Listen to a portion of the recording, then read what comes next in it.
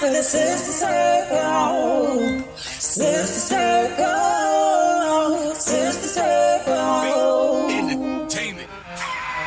It's time for the Sister Circle. Sister Circle. Sister Circle. It's time for the Sister Circle. Sister Circle. Sister Circle. Well, hello and welcome to the Sisterhood Circle. We are the sisters and this is our circle. Hey. We are so glad you joined us. It would not be complete without you. I am Dee Marie. I'm Kira Cherie. I'm Dr. Dawn. Sally. And Jen. Come and sit with us where the conversation is different. All right. Y'all know what time it is. Yes. It is time for Sister Chat.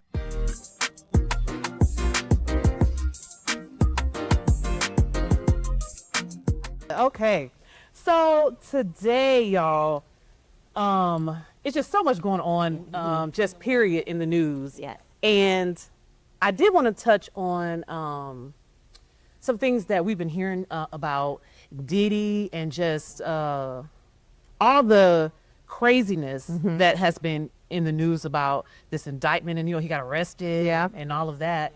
And with that, when you have a sisterhood, it's important to have a circle where you can have people of trust, where you can tell what's going on. Yeah. Have honest conversations. Have honest conversations. Yeah. And when you're caught up in situations like that, a lot of times people are afraid to tell their story. And they shouldn't be, because they should have a circle. Yeah. You know what I'm saying? Yeah. And the victim is re-victimized, if that's a word, Yeah, that is a over and word. over and Yes. over again, because oftentimes they're the ones that are told, well, you should have said something, or why didn't you report it? Yeah. And so having somebody that you can really be vulnerable with, like your sisterhood, Yes. your circle that you formed, is vitally important. Even if you tell one person, that's better than holding it in. That's exactly. Yeah, Exactly. And you all know my story, and we won't go to it right now in Sister Chat, but I am a survivor of sexual abuse, and it took me 30 years to even share my story. Yeah. So to hear this, I understand why people don't tell. And in this situation, you have somebody that is a big name. Yeah. A big person, a highly influential, and how scared are you to even share that? Yeah. Yeah. Well, for some of these people, they plan their future. Like they put their Yes. futures as hands. You're thinking of your success, the things you had planned for yourself. Am I jeopardizing my future by just saying something? Right. That's frightening. That is frightening. That is, yeah, very frightening. People can get blackballed. Right. Right. Careers and everything. Yeah. And the other thing that was a part of this particular scandal was domestic violence. Yes. So there was the sexual part, but there was also the domestic violence. Yes. And I'm a survivor of domestic violence. And it is hard when you are in those relationships that way. It's easy for somebody on the outside to look in and say, well, you should just say something. You should just tell her, why don't you just leave? Yes. Oh, How many times, and it wasn't until I told one of my friends who was in that part of my circle at that time, and she said, you can come live with me. So it does matter. Your sisters do matter. People who are around you matter, whether it's a formalized circle or not. You need to be able to share it with someone. Yeah. And don't be afraid. Yeah. Yeah. I know it's that's easy to say when you're not in the situation or it hasn't happened to you, but you're not. It's not your fault. You have to rest in that it's not your fault. A lot of times people victim shame and blame, Oh, I like that victim shaming. and that's not cool. So having a circle of sisters you can trust, and somebody that when it does happen you can go to and say, hey, this is what's happening with me, I need help. What should I do? Yeah. And don't be discouraged if that one person that you reach out to in your circle doesn't come through or doesn't react the way you or they should or you felt they would.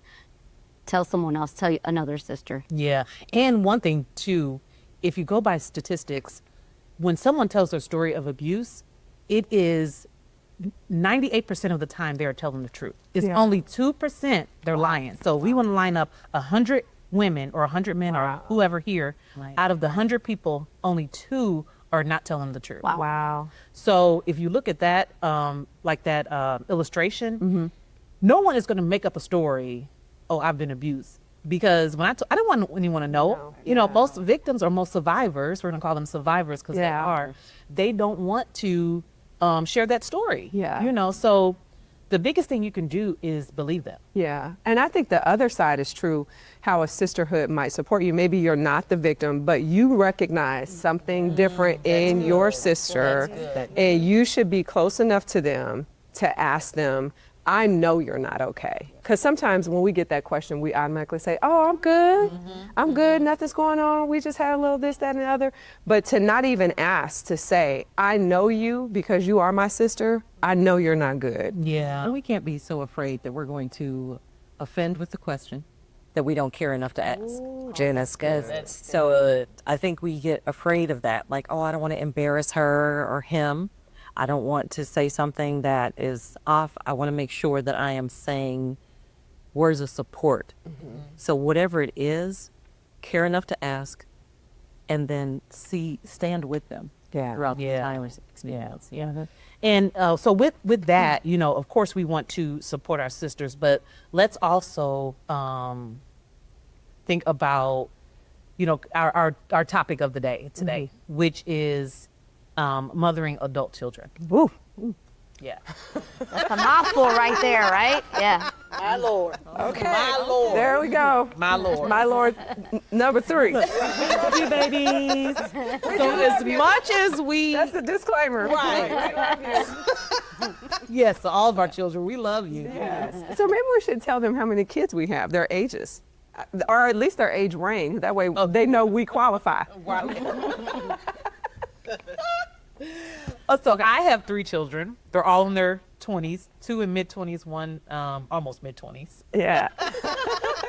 So I have 4 biological children. My husband has 4. So together we have 8. We have 8. More than the Brady Bunch. And they range from 30 all the way to almost 16. Ooh, Yeah. Wow. And I have 2, 27 and 28, I think. No, he's 29. He just turned 29. Already? He just turned 29. And then a bonus son, he's about to turn 28. So, and an 11-year-old. Yeah, I'm about to say the bonus Yeah. Yeah. So my oldest is 23. You all know about Jeremiah. At teen. And my youngest is 18 years old. Well, I have my 16-year-old son, Carlton. He is still in high school in his junior year. Let's go, Carlton. That's my only boy. I have 2 girls, Kennedy, who is turning 21 Oh my goodness. in November. Lord help us. And my 23-year-old, Cameron, is graduating in December. So we're let's go, Cam. So one thing that I have said repeatedly, and I'm sure you all can attest, yes, having small kids is hard. They cry. You know, you got to get up, change in the middle of the night. Pay your attention. Right. But you can control that. Yeah.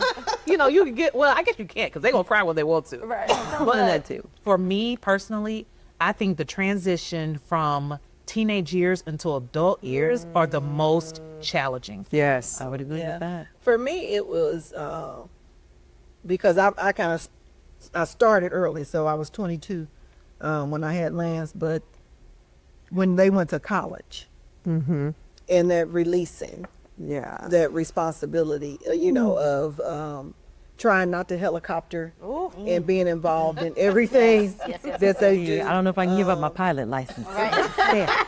allowing you to make decisions. Yeah. And not trying not to check in all the time. Or did you do this? Did you do that? Did you do this? And so, and then I worried a lot when they were in high school. I really did. Yeah. I worried a lot. Well, just growing up in jail.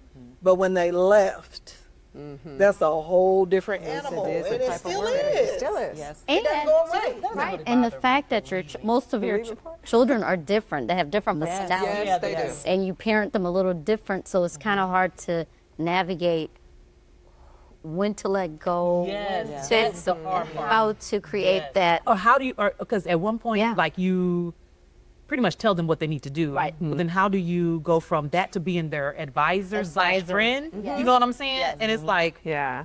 but you still see something they're doing and you're like, don't do that. Don't do that. I have always prayed that at some point in their upbringing that I was able to penetrate their ear gate.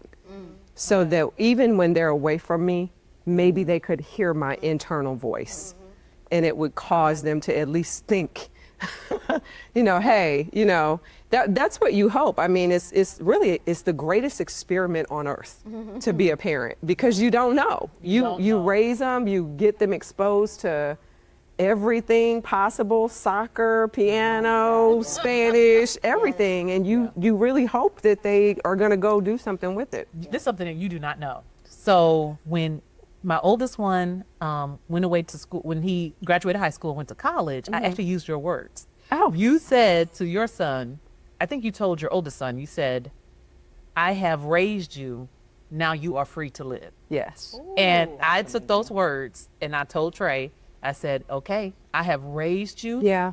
I have done what I could do. Now you are free to live. You're free to live. And that actually freed me. Yeah. Because I know what I have put in. Well, you need to be reminding me that I said it. You said okay. You said that. It's really the truth. Yeah. It is the truth. Because after a certain point, they're not obligated to listen to us anymore. Now, one thing But we want them to. we want to. One thing we do though is we have instituted something called wisdom before wallet.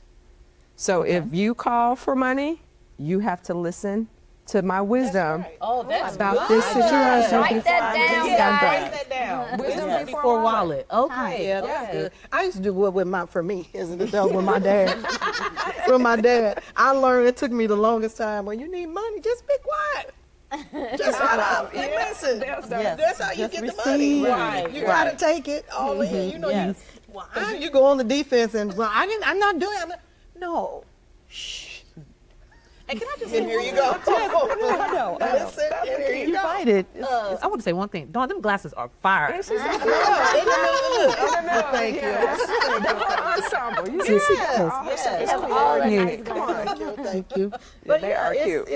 That was very hard for me and I was okay with them leaving, But actually because they were in school together. Right. So they went to my alma mater, Fisk University. come on, Fisk. They went together, so I was more comfortable with them being away. Yeah. But I kept saying, I really don't need to know everything you're doing. A matter of fact, I don't want to know everything. girl, that is the thing. But just don't do anything that we can't help. I was gonna say, I don't know if I want to say don't do anything. I wouldn't. No, I didn't do. I can't say that. Not that I did anything. So, okay. I heard your college experiences. What? So, I was in the gospel class. So were you all honest? I was. Were you honest with your children about your? was. I was very honest. Very with them. transparent. Yeah, very transparent. Yeah. I mean, they probably know more stuff than they need to know. Right. But I think to let them know, like, what you're doing, I've been there, done that. Yeah. So nothing you do is going to surprise me. Yeah. Yeah, I used to tell my kids, you can't slick a slickster. So I told my kids, and I told them this in high school. I was like, don't ever be afraid to call home, though. yeah. Right. Never. I said, if you are afraid of being ashamed or embarrassed, or you think that we're going to be so disappointed in you, always call and just say, I need a pass. Yeah. Say, I need a pass. And when you say that, I know you need help. You need me. Yeah. You don't need my condemnation. You don't need my judgment. You just need me. And there's nothing under the sun that you can do That's going to make stop. me stop. That was the thing, and I didn't. I shared just enough. I didn't share everything, but enough to say, I made mistakes, been there, done that, and the biggest thing is, like you just said, I used to tell them, there's nothing that you can do that's going to make me not only love you or look at you differently. Yeah. And the thing is, when you're in trouble, call me because I need to know, and I'm going to be there. Now, sometimes there's going to be consequences after the fact. Absolutely. But don't ever feel, I said, anything that I've told you not to do and you do it, call me. You can always come home. Exactly. Do you talk, one question I have, do you all talk to your children about the other children? Like if one does something, do. say Trey. I do it too. I do it as well. I do I it. talk to them about the situation, but I don't talk to them about them. No, not in a negative way. not But in a just, negative way. next negative. Throw, let me ask you, what do you think about this? Why do you think he did? Right, exactly. We can't assume that our kids don't talk to each other about Absolutely. Tell you to say, I hope they don't not ever ask your kids, like if you have older ones, to say, hey, lean in with the younger. Oh, yeah. Now, Especially with James, because he's away from his siblings, so he's kind of growing up by himself. Yeah. Because they're all older and gone. So I do do that That's a lot. exactly what, yes, with mine. well, I hope they're not watching, but I have watched, I've seen text messages between my children talking about me. So, about my driving skills and everything else. But what's funny is, I was the youngest of 8, and my mother never did that. And there was 8 of us. And so, one of the things I've shared about my mom, she made each one of us feel like we were her absolute favorite. That's But awesome. she's never ever discussed one another, even to say what's going on. Just never done that. Just I find it very strange now, looking back, that she's Now, I never will done. say, even though it is, to me, it's a hard transition from when they go off to college or, whatever they do and then go into adulthood. I actually love adulthood. With your kids? I do too. Yeah, because I enjoy their company. Yeah, and I enjoy hanging out with them. I really do enjoy that. I've gotten better at it. Have you? Yeah. Before it was like, I miss my babies when y'all used to come. And now it's like, where y'all at? What y'all doing? Why y'all don't call me? What you doing? Because they have their own lives. So I have to rest in that and know that they're okay. And they, can't stay around me forever. Yeah. If we all still live together, I would be fine. Yeah, my kids keep talking about the compound concept. Yeah, so I'm trying to be really nice because it's kind of like who's going to be there to take care of you when you get older. Right. Okay, this one is going to be, I could definitely count on him for that. But them other ones, I don't know. So that's really easy like that. Like, let me try to be nice to y'all. They'll spend the money, but they're not going to be there, right? Yeah, for sure. But you know what? I do think this is good because talking to the sisterhood, even if you have an adult child, like we have great relationships with our kids, but not all of them. Right. So I personally have a child that I'm estranged from, and that's hard. It's hard as an adult, people make their own decisions. They make their own lives. So if that's something that you're dealing with, one thing I had to learn was to accept that I was at peace with everything that I could have been for him as a mom. Wow. And then I think the other thing that gives me some hope about reigniting my relationship with him is knowing that no matter where he is and what he's thinking, I'm in him. Yeah. He is a part of me. is absolutely And nothing he does will ever, So if you're in that situation where you got a kid and you guys aren't getting along, you have an adult child, because that's the thing. That is the thing. the thing. It is. Hold on to hope. Yeah. Hold on to hope. Yeah. And we will worry about them. Of course. I think it's natural to worry about them, and you want them to be happy. I always tell them, I want you to be safe, happy, and healthy. Yes. Yeah. That's my desire for you. And you can live out your dreams how you see fit, Speaking what that of looks dreams, I think that the most, for me, you're raising your adult children and you have these goals and dreams for them and you want the best for them. And when you start seeing them, I want to ask you guys, how do you react when you see them going down this path that is not what you expected for their lives? Yeah. Well, for me, it's very interesting that both of my children are in education. Mm-hmm. I never would have imagined that they would have followed in my footsteps like that. I wasn't, expecting that. But there are some things that they have done that I'm like, I wasn't expecting that. Where did that come from? And it took some time and prayer and a lot of tears to get through it, not being judgmental and just I love you regardless. There's nothing you could ever do That stopped me from loving you. I always want to drive that home. And I do a lot of apologizing, and tell them, I hope that I was okay. Whole topic right And I hope I was okay. We didn't never get that. I don't know what I did. You know, they apologize to us for nothing. Right. Like, I know you're wrong. I'm looking at the evidence.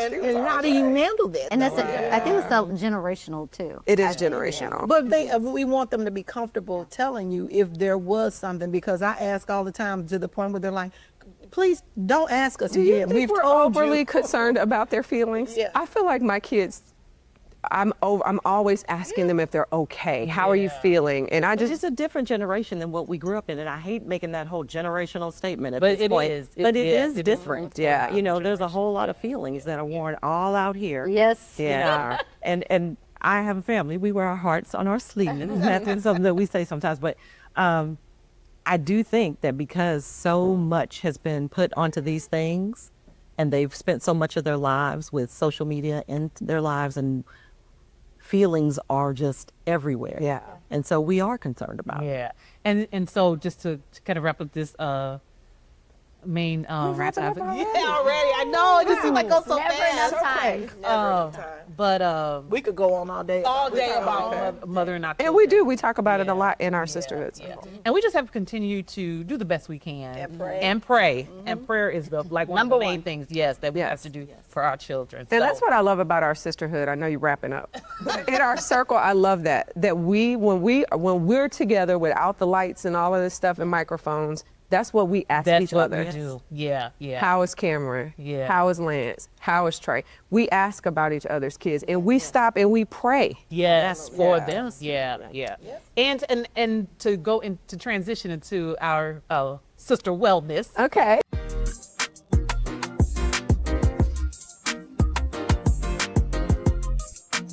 Is, you know, as much as we advocate for our kids, we also have to start advocating for ourselves, especially when it comes to wellness, because we want to continue to be here to be for our kids. But unfortunately, when you're dealing with, when you go get ourselves checked out, or the doctors or whatever, sometimes me and Dawn were talking about this earlier, we might have something that's going on with us, but a lot of times our doctors are not. They're not going in their needs. Yeah. So this segment of Sister Wellness, we want you to advocate for yourself. Yes. Okay. Yes. Tell the doctor what it is that's going on and ask what's every symptom for that. But like associated with that, okay. All right. Okay, we're gonna wrap it up. How do you rule that out? Yeah. All right. Well, again, thank you all for tuning in to the Sisterhood Circle. Yes. We are so glad you're always here, and come back. Come back. And wait until you come back and join our show. All right. Girl, go with your bad self. Come to the circle where conversations is really hell. Yeah, you don't gotta hide, but you keep inside. Come complete the circle, girl, get rid of your pride. It's the time to be alive. You are not alone. We gon' help you strive. We all in the zone. We got God on our side. Come catch a vibe. When you listen to, you already know what's the time. It's time for the Sister Circle.